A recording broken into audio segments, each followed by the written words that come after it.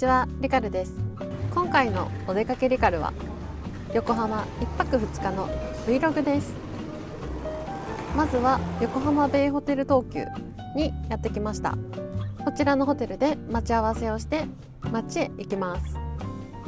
赤レンガ倉庫までは徒歩約10分です。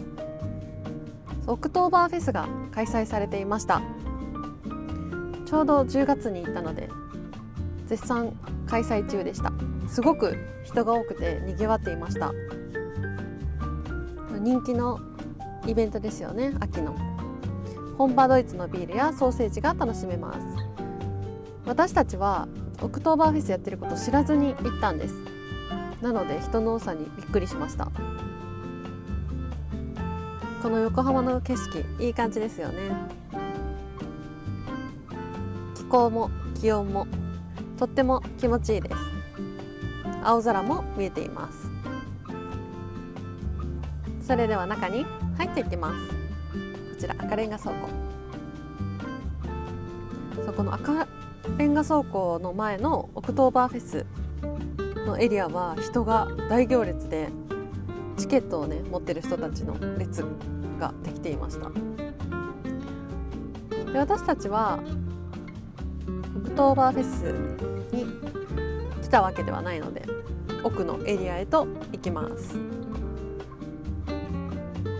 こちらのエリアでは犬のイベントが行われていました。なんかベビーカーが多いなって思っていたら、ワンちゃん専用のベビーカーでした。ここはライブ会場とかにもなってますよね。前室フェスで来ました。いい香りにつられて何か食べることにしました。たくさん屋台が出ていたのでね。で、ここで購入することにしたんです。もっちり水餃子に惹かれて6個入りを購入しました。あとドラフトビールも購入しました。ビールを受け取ります。で、場所も確保。外でビールと水餃子をいただきます。そして赤レンガパークを散歩しながら次の目的地へ向かいました。横浜はね、海風が心地いいですよね。あとイベントが多くっていつ来ても楽しそうです。はい、次の目的地が見えてきました。何度も横浜に来てるんですけれども、私も初めて行く場所です。カップヌードルミュージアム。知っている方も多いのではないですか？行ったことある方もいらっしゃいますかね。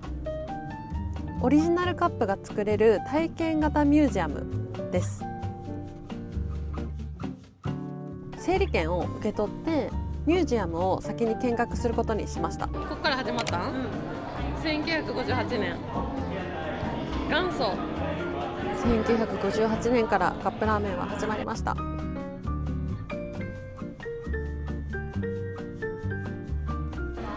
面白い。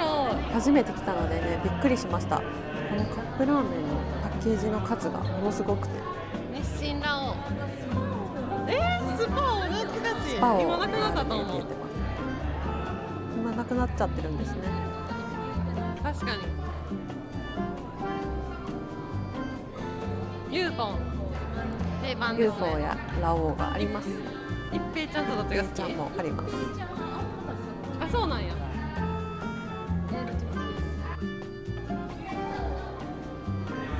カップラーメン専用ハンドメイド飾り。ここまで展開するのって本当すごいですよね。たった一つのチキンラーメンから始まったカップ麺がね、こんだけ広がっているなんて本当にすごい。てるてる家族コラボを発見。いろいろコラボしていて盛り上がってますね。チキンラーメンのとアミ誕生日一緒やで。あ、そうなん。そう。チキンラーメンの誕生日は8月25日なんです。友達と同じ。確かに。可愛い。ね、お湯を注ぐだけで食べられるっていう革命ですよね。本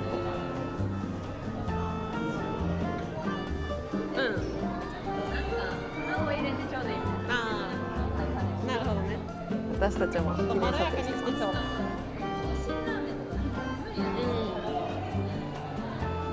お腹痛くなる？ずらりと並んでいますね。1971年にカップヌードルができたらしいですよ。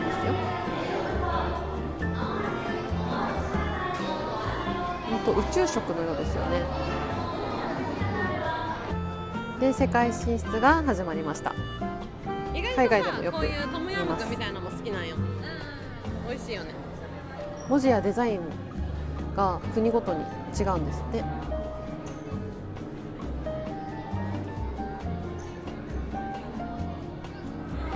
安藤桃福さんの物語の展示を見ました。その前に桃福シアターっていう14分間の映像があって、それを見ました。すごい面白かったですよ。おすすめ。めっちゃ昔の写真やね。髪型とか名言がね、いつつも書いていました。すごいいいこと言った。うん、確かに。ここは動画もね、写真も撮影 OK なので、皆さんぜひ撮ってほしい言葉、大切な言葉がね、たくさんありました。私もたくさん撮りました。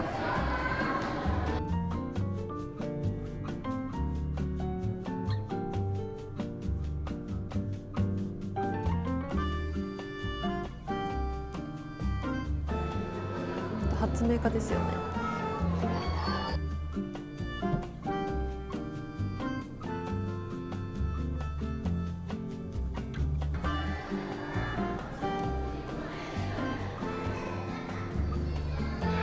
浮いてるよ、麺が。すごい見ていて楽しい展示でした。浮いているカップラーメンもあります。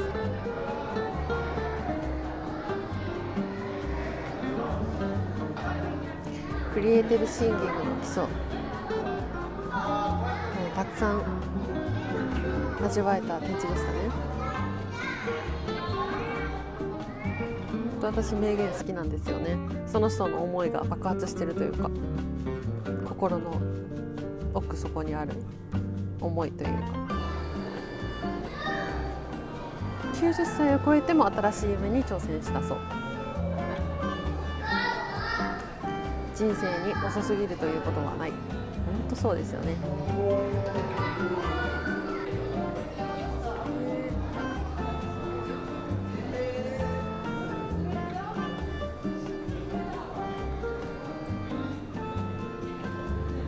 95歳で宇宙ラーメン完成。本当に素晴らしい。ニューヨークでも大々的に取り上げられたそうです。これはなんかね、ブースがあって、その中に入りました。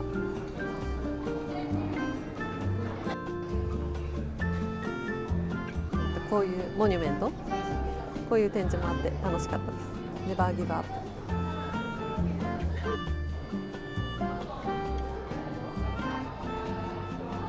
いろいろね、写真撮れるスペースも多くて面白かったです。はい、それ上行くんだね。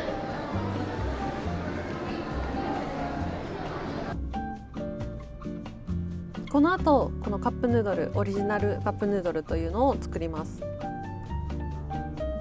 組み合わせがね、2000種類ぐらいあるのだそう。で、一旦館内を満喫したから出て、ちょっと時間をね、過ごします。目の前にあるのは横浜コスモワールドです。この遊園地に行こっかっていうことになりました。1時間半ぐらいあるのかな。皆さん、この遊園地行かれたことありますか？私は観覧車何回か乗ったことあるんですけど、ジェットコースターはなくて、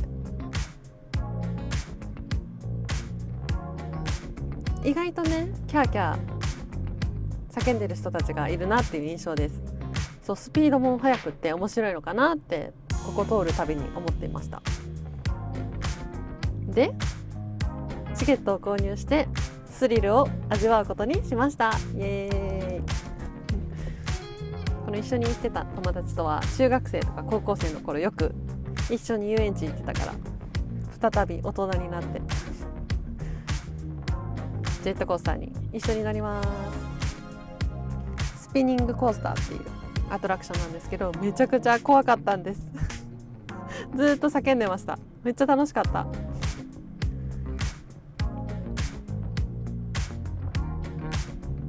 この乗り物に乗って次は横にあるワールドポーターズへ行きました。ここでレモンスカッシュと唐揚げで一息ついてます。そしてカップヌードルミュージアムに戻ってきました。よし、これからは体験です。自分だけのオリジナルカップヌードルを作れる体験、注意事項などを聞いて、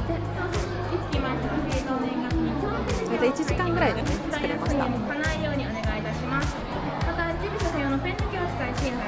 最初にカップを500円で購入してこのエリアに案内されました。カップにね絵を描いたり塗り絵をしたりします。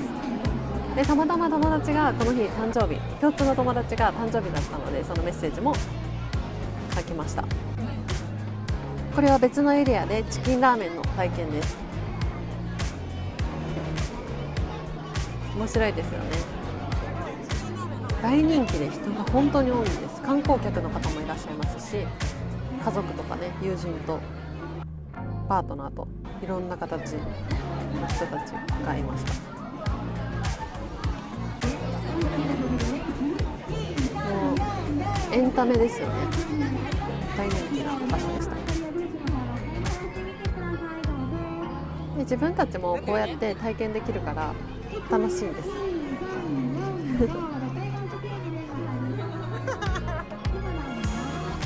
でスープは4種類から選びました。私はカレーにしました。で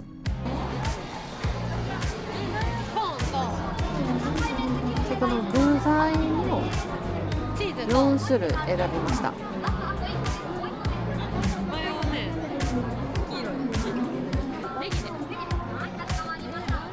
自分で選ぶって楽しいですよね。黄色い。ひよこ、ネギ、コーン、チーズにしました。私が書いたのはこれ。どんな味になるんでしょうか。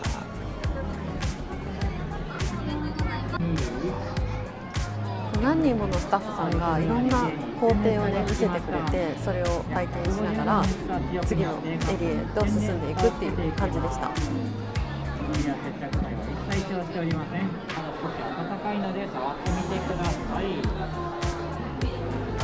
この放送とかもね超リアルですよね。こうやってやっているんだっていう驚きと感動がありました。このブカブカな放送がこの熱い熱を加えることによってピチッとなるんです。ピタッと貼り付いて完成しました。世界に一つのカップヌードルカップです。テンション上がりましたすごい本格的ですよね。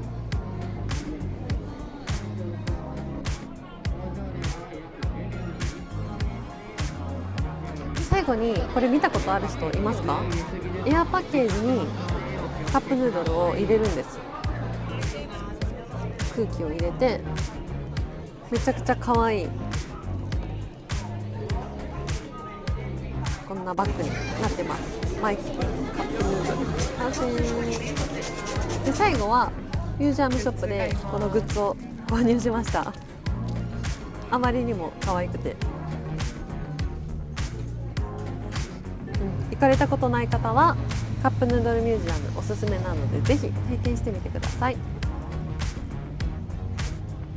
このメモ帳とキーホルダーをお揃いで購入しました。この字体がね可愛い。一旦ホテルに戻ります。もうチェックインできる時間になっています。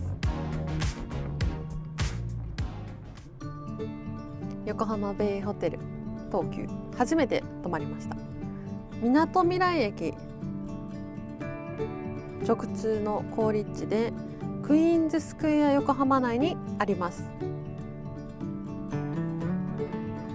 かなり大型ホテルですよね。アーバンオアシスがコンセプト。初めて中に入りました。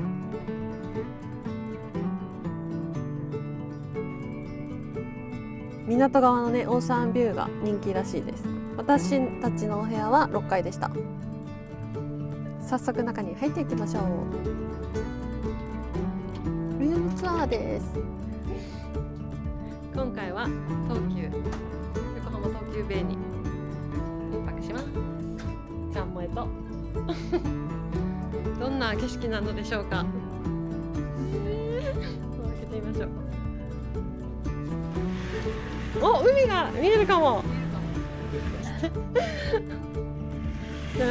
おー、いい景色でびっくりしました。角部屋だったんです。じゃーん、観覧車が目の前に見えるロケーションでした。イエーイ。これぞ横浜という眺めですよね。めっちゃ横浜感じてる。そう、このお部屋はバルコニー付きでした。夜景も楽しめちゃいます。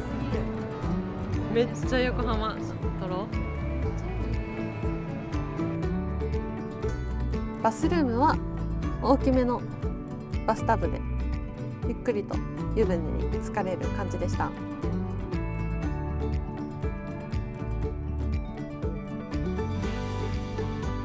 ちらはお手洗いね。こちらはシャワーになっております。アメニティも充実していました。鏡も大きくて使いやすかったです。で、お話ししていたら日が暮れていました。観覧車のイルミネーションもとっても綺麗です。一気にね、雰囲気がガラリと変わりました。毎日5時以降にライトアップがスタートするそうです。それでね、もう5時49分なので日没後ですね。6000個の以上の LED が使われている。びっくり。きれい。横浜赤レンガ倉庫の方に行きました。そして横浜ハンマーヘッドへ向かいます。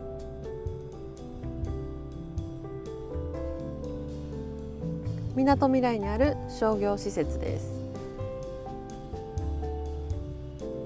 マリン&ウォークかな。ここ人気スポットですよね。で、こちらでディナーにしたいと思います。コロニアルビーチ。カップルや女子会にも人気のお店です。海を眺めながら食事ができる人気レストランで、この日は予約で埋まっていて店内の席でした。魚介を使ったメニューも豊富です。イカスミパスタ美味しかったです。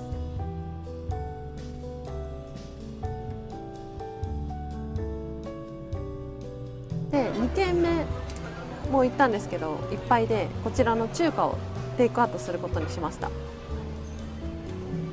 いろいろ買ってホテルに戻りました。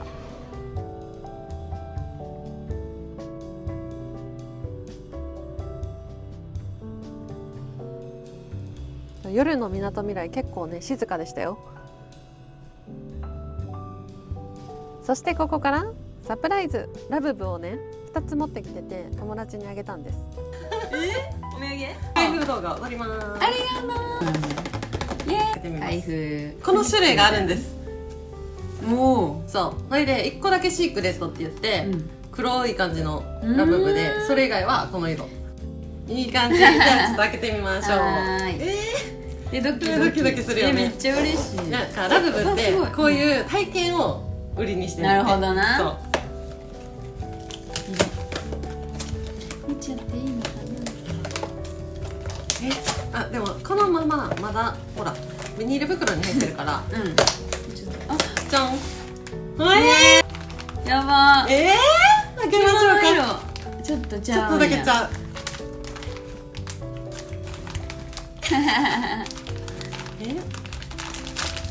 おー、せーの。かわいい。すごーい。イエーイ。イエーイ初ラブすごーい。かわいい。かわいい。これつけて明日歩こう。いいの？中華街いいよ。ちょっと横浜。横浜レアです。私がこんな持ってるなんて。よしよし。その子ハピネスとホープ。らへんやな。ホープ。この子これか。希か望わいい。めっちゃこれ明日つけてつけていくね。横浜探索します。はーい、ありがとう。はーい。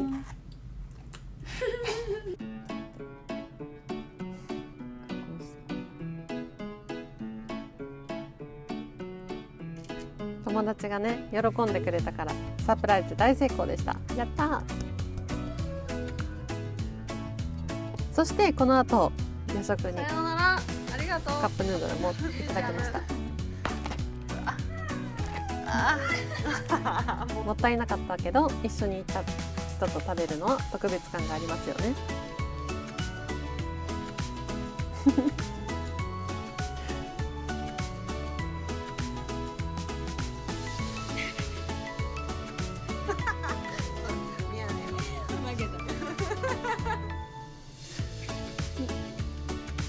私っぽいっていうことでこの真ん中のブロッサムのキーホルダーをもらいました。一日の終わりに湯船でほっと一息をついています。今日も楽しい時間を過ごせました。思い出に残る幸せな一日でした。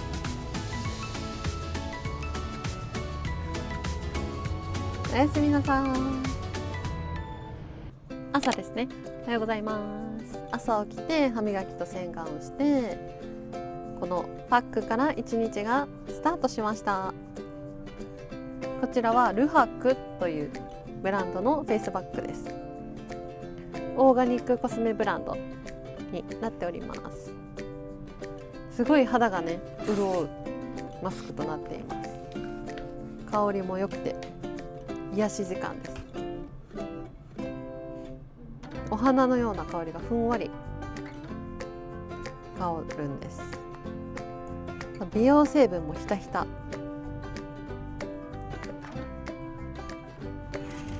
でパックをしてカーテンを開けて外の空気を吸いに出ています。朝のね日光で目を覚まします。風も気持ちよくてみなとみらいの景色が目の前に広がります。友人にもルハクのパックをプレゼントしました。すごいいい香りって喜んでくれましたね。肌がねもっちもちになるんです。でこれも日焼け止めクリーム愛用してます。クーポンコードは概要欄からチェックしてみてください。そしてランチをしに中華街へやってきました。万珍樓本店です。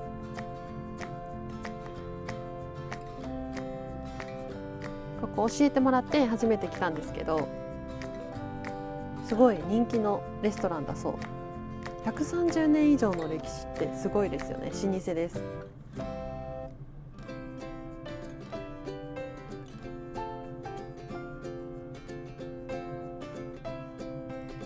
すごい広くって3階建てのレストランでした。で私たちは3階に案内していただきました。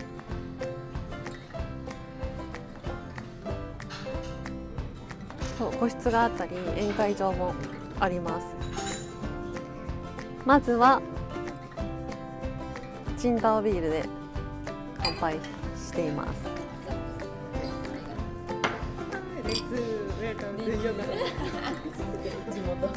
中華街行ったらねチンタオビール飲むことが多いです。あとお茶も頼みました。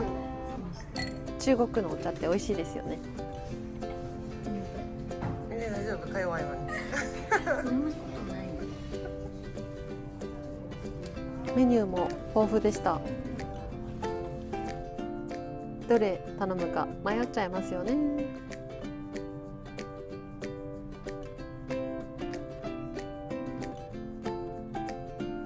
まずは定番のエビマヨからプリップリのエビ、そして大好物の小籠包、美味しかったです。ジューシーで。あとはあんかけチャーハン、これもめっちゃ美味しかった。どの料理も美味しくてペロリでした。落ち着いた雰囲気でね、ゆっくりと話しながら楽しめました。いい時間でした。萬珍樓本店おすすめです。1階にあるこの中国のところで記念撮影をしました。スタッフの方もすごい丁寧で良かったです。アクセスも抜群。入り口はこんな感じです。萬珍樓、やっぱりね、横浜中華街に来ると中華料理が食べたくなりますよね。すごい人多いです。休日だったので。それでは次の目的地に行きましょう。歩いて山下公園に来ました。山下公園のシンボル、氷川丸です。知ってる方も多いんじゃないですかね。私もね、よく昔から見ていたんですけど、今回初めて中に入ることにしました。チャップリンも乗船した豪華客船とも知られているのだそう。結構広くっててか大きくて163メートル。当時の最先端技術を集めて作られたそうです。すごい大きいんですよ。氷川丸、氷川の名は埼玉県の氷川神社に由来します。まずはこの階段を上がって受付エリアがあります。入館料は大人300円ととってもリーズナブル。営業時間は10時から最終入館16時半までです。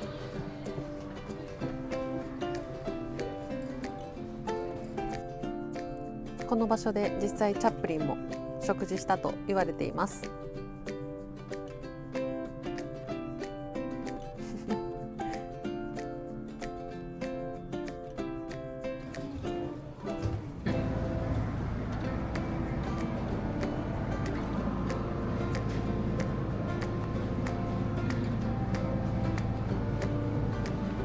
氷川丸に乗ってるよ。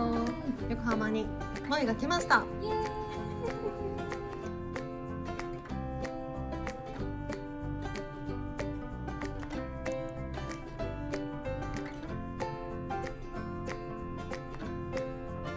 潮風が気持ちよくて、ここにね椅子とかもあったりして結構チルできました。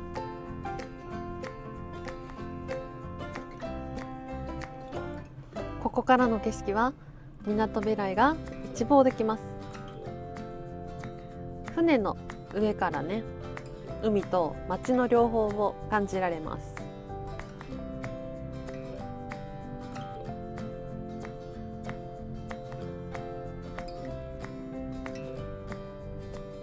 ゆっくり海を眺めながらね、歴史とか文化とかロマンを感じるのもおすすめ。山下公園に訪れたらぜひ立ち寄っていただきたいスポットです。おすすめ。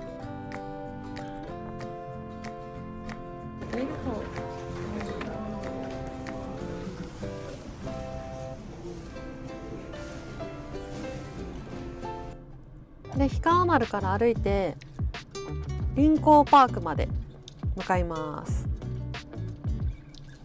海沿いの道をのんびり歩いてお散歩しています。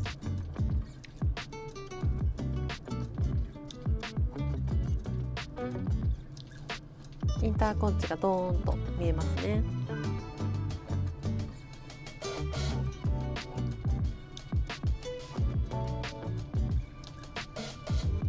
この左手はバーベキュー会場などもありますよ。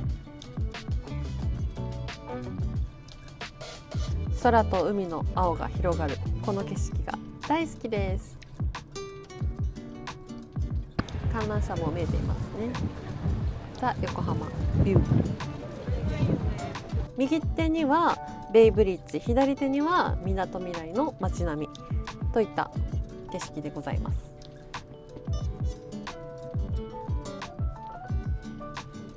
この右手は横浜ぷかり桟橋です。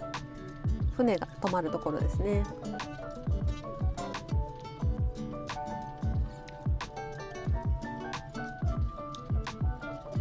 空も綺麗。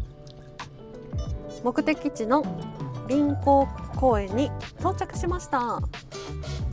海外みたいな感じの公園です。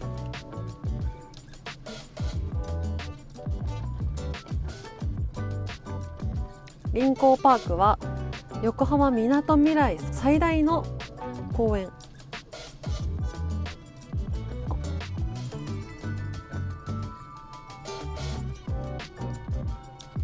そう、これサンセット前のゴールデンアワーの空、この色に癒されています。この時間が一番好きなんですよね。面積は約7ヘクタール。とっても広々とした芝生が広がっております。ちょっと肌寒くなってきていますね。そう、雨降らずに観光できました。お天気も味方してくれてラッキーでした。芝生に座ってのんびり過ごすのもおすすめです。